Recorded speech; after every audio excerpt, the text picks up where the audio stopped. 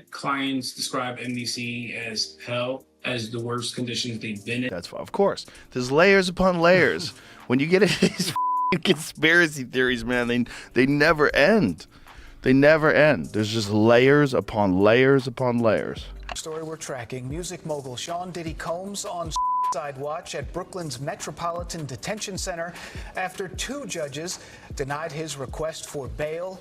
This as a grand jury is expected to hear new testimony from workers very soon. Housing unit is a 24-hour lockdown unit, which means that any movement within that unit is controlled and coordinated, and no inmate moves outside of his cell without being in full restraints, to include leg irons, handcuffs, a belly chain, and I think in federal court and for these charges, they would say it's routine, but in the public realm, this is very significant, just from who we associate Diddy being and everything we've seen him do over the decades. Like you said, this is quite the downfall to go from, we saw the mansions back in March that were raided by the feds. So to go from living in those mansions to being in a jail cell, right? Just incredible.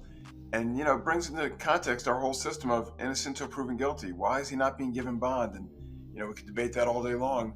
Of all people, there are degrees of innocent to proven guilty. When you have this much... He controlled every aspect of her life. He is accused of frequently beating her and would hide her in hotel rooms for days until the bruising and signs of abuse were gone. A lot of the evidence, alleged evidence, that's been gathered in this case was from those 2 raids that were conducted on his personal homes in Miami and Los Angeles. And the indictment names the things seized that he allegedly made videos of these performances that have been named freak-offs.